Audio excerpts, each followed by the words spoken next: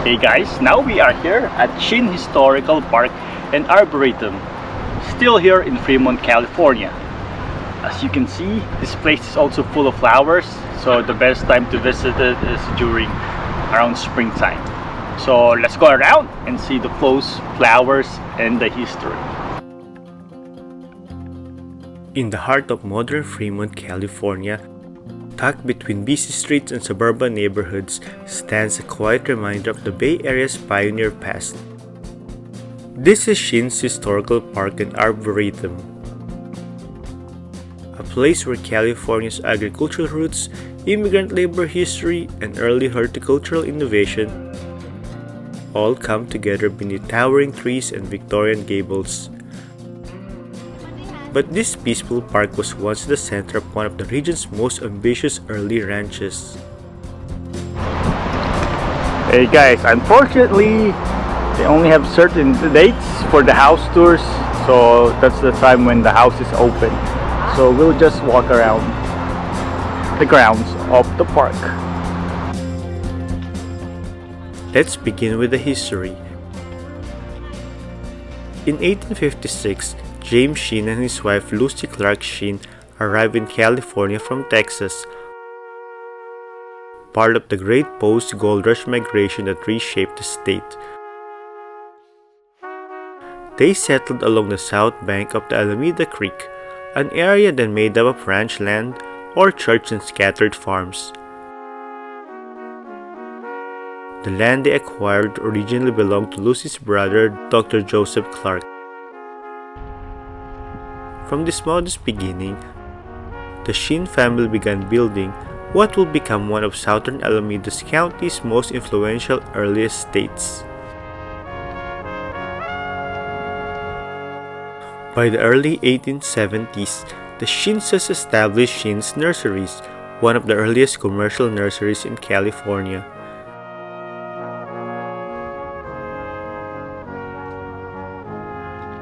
They imported rare trees and plants from around the world, including exotic ornamentals, roses, and fruit varieties.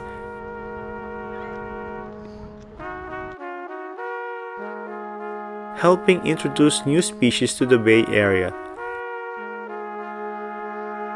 Many of the trees still standing in the park today are living descendants of those early plantings.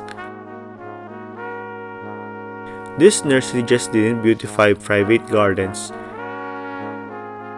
It helped shape the region's agricultural and landscape traditions at the time when California's identity was still forming.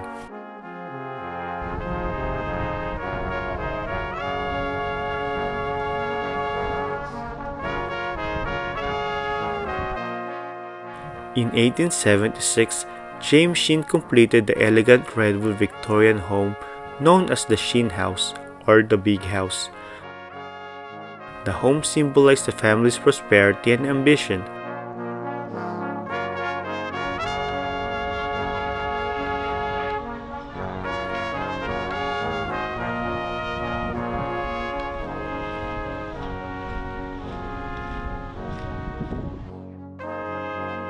Surrounding it were barns, cottages, gardens, and worker housing, all part of a thriving ranch operation. By the late 1800s, the Shinns gradually shifted from the nursery production to fruit ranching, growing pears, cherries, apricots, and other crops for regional markets.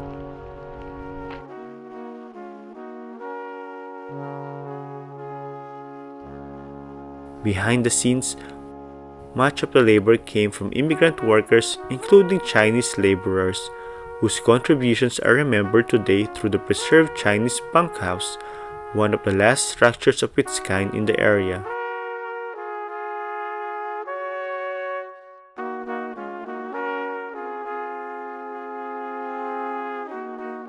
The Shinn legacy extended far beyond farming.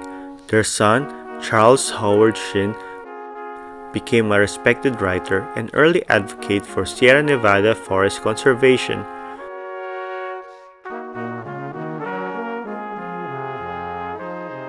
Their daughter, Millicent Washburn Shinn, became the first woman to earn a PhD from the University of California, Berkeley.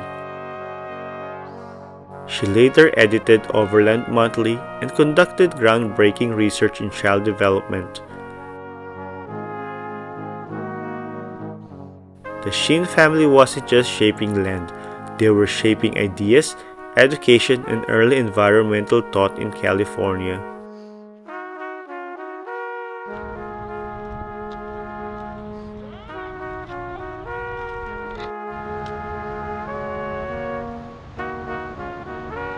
In 1910, a bungalow was built on the property for Joseph Clark Shinn and his wife, Florence May Hugh Shinn.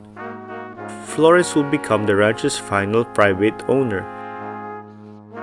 As Fremont rapidly urbanized in the mid-20th century, nearly all the original Shinn ranch disappeared under new development.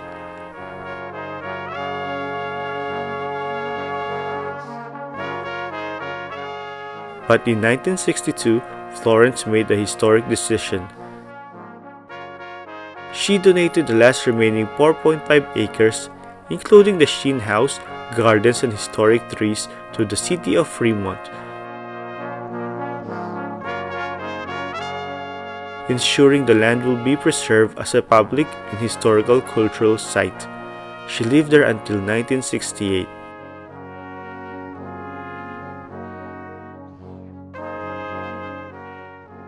In the early 1970s, local historians and preservationists formed what is now the Mission Peak Heritage Foundation, working to restore and protect the site.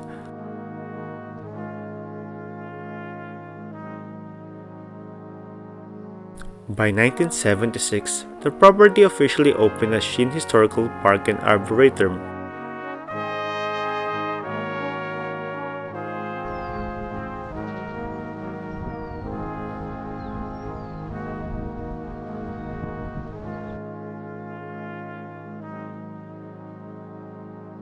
Volunteers restored gardens, preserved rare heirloom plants, and transformed the Shinn house into a museum.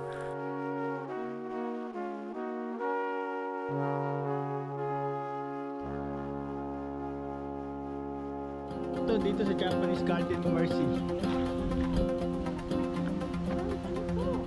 Later additions included the Kume George Kato Memorial Garden, honoring Japanese American heritage.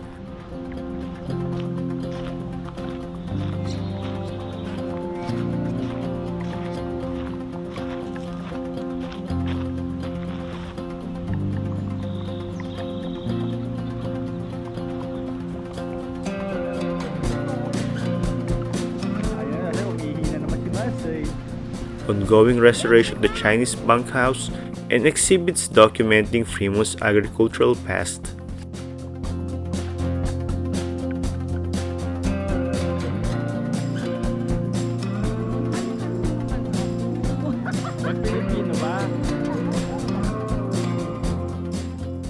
Today, Shinn Historical Park and Arboretum is more than a park, it's a living museum. A rare surviving piece of California's rural past, preserved in the middle of a modern city.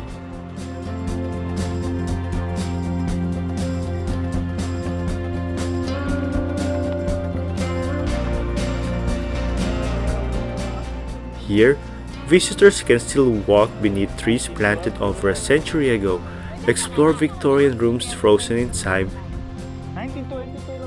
and reflect on the many cultures and communities that shaped early California.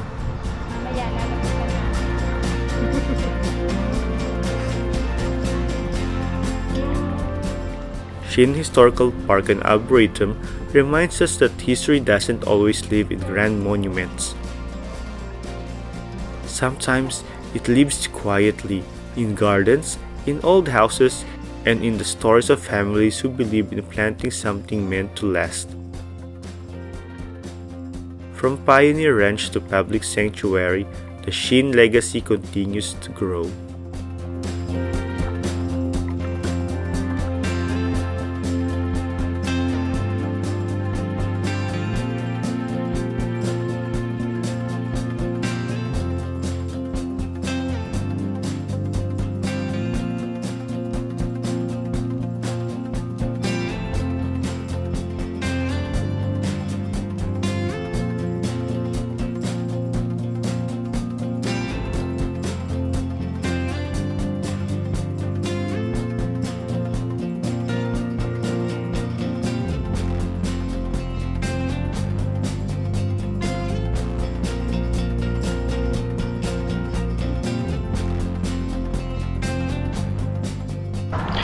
So guys, I hope you enjoy our walk and see the flowers here in Shinn Historical Park. Until next time, don't forget to hit like, share, and subscribe. Bye!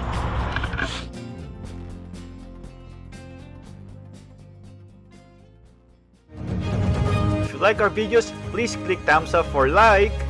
Hit the bell to subscribe! Please comment. And don't forget to share!